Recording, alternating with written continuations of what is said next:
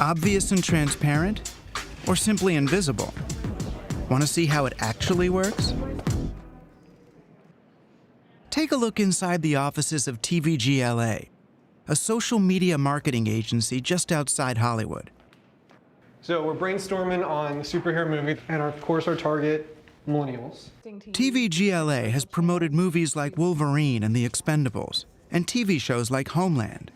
We start with a research and strategy phase where we really dig into who that audience is, and then we figure out how that audience uses social media to communicate. You could also sort of ask people, which power would you want? And then you have people tweet their responses. But The challenges would be using that audience in the way that you want to use them in order to see the results you're looking for. In other words, instead of selling the product to the audience, the idea is to get the audience to sell the product for them. They want to make the interaction seem open and transparent. But all that transparency takes a lot of planning. Doing something with green screen where people walking on the street can walk up to it and be inserted into a scene. So it's all about continued more openness, because that openness, starts creating essentially what most brands want, which is trust. You want to trust in any conversation that you believe what that person on the other side is telling you. And it's no different between a brand and your best friend. What if even then you insert yourself into a news report, you can share that video with your friends? You've got the line in and you're reeling in the fish, so it's not like you can't jerk it too fast. You can't give it too much slack. You got to feel constant tension. A hashtag that's revealed at the end of the credits that pulls everyone back to pulling out their phone and tweeting something. Yeah. Then you start really deploying heavily your engagement strategies, creating memes, letting the audience caption those memes, getting them to enter into a sweepstakes or a contest, asking them to share your content. Like this post for X or share it for Y. It's all about trying to figure out this pipeline of connected pieces that are going to continue that audience to be essentially your best marketer, because that's the hope. The 75th Hunger Games! Just take a look at two of the biggest movies aimed at teens, The Hunger Games and its sequel, Catching Fire. Catching Fire is coming out. I've seen the ad online. Commercials on YouTube. A lot of my friends would post pictures. Are tweeting a lot about it. Like new movie posters and the outfits. Like this page about the Hunger Games movie. It's exciting. It lures you in. Yeah, I am excited about it coming out. What's designed to look like a grassroots wave of excitement is actually a meticulously planned marketing strategy. It may be catching fire, but it was doused with gasoline beforehand. Absolutely nothing is left to chance. With the Hunger Games, I had a sort of rare chance to look at what their strategy was of day by day, hour by hour, what they're putting out in the world. 12 noon Pacific, Yahoo page goes live, 3 p.m. Tumblr photo of this person gets released, 6 p.m. this. The goal is to create a controlled brush fire online. And so the fans at a certain point are convincing each other, oh wow, look, that's really cool, did you see that? So Kaylee, sitting in her bedroom trying to win sparks and badges by liking the Hunger Games, isn't just being marketed to. She's actually part of the marketing campaign itself. You get 10 sparks or 15 sparks for sharing something or making something on Tumblr or whatever, or Twitter, Facebook. So that's basically what they use to show how many, how much stuff you shared. This is basically how I find out news about the Hunger Games and Catching Fire.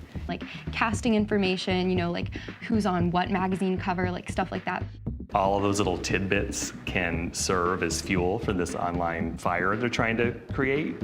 And that is how they both keep interest up, they keep the flames burning, and they prep the next one. I find out about it, I tweet about it then, and more people see it, and basically it's just one person finds out, it goes to 2 more people, and then it just kind of multiplies, catches fire. Every bit of it is being manipulated from the beginning of the campaign to the end, a year out.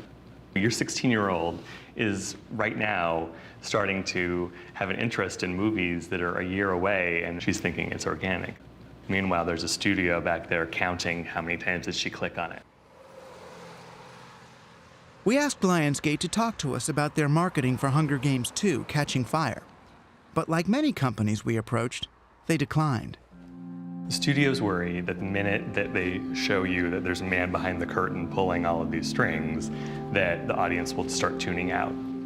So they're sort of really working hard to pretend that it all happens by magic. It's Hollywood, it happens by magic, right? But to the studios, the real magic is that kids like Kaylee are happy to work for free promoting their films. It's a lot of work to do all of this. It's it takes a lot of time to retweet everything, to like everything. So I was liking and sharing all of these posts for 4 to 5 hours. My hands were so tired after. It makes me feel like a worker, but it's all worth it in the end because I get more sparks.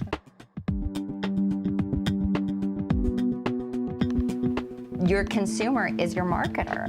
And I think that's a real shift because it used to be a one-way conversation of the marketer to the consumer. And now the consumer is doing as much as the marketer is in getting the message across. There is this unique moment where they are wanting to be as much a part of the process as a company will let them be. Lots of companies are happy to put kids to work. And not just at marketing. Sometimes they'll let them provide the content for the whole show. Trending 10 is a new kind of program on the Fuse network. It's sponsored by Trident Gum, made by the same company that makes Oreos. It decides what content to feature by monitoring social media feeds.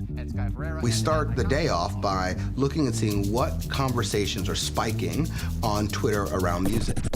Justin Bieber, Lady Gaga, the kind of music teens love to talk about.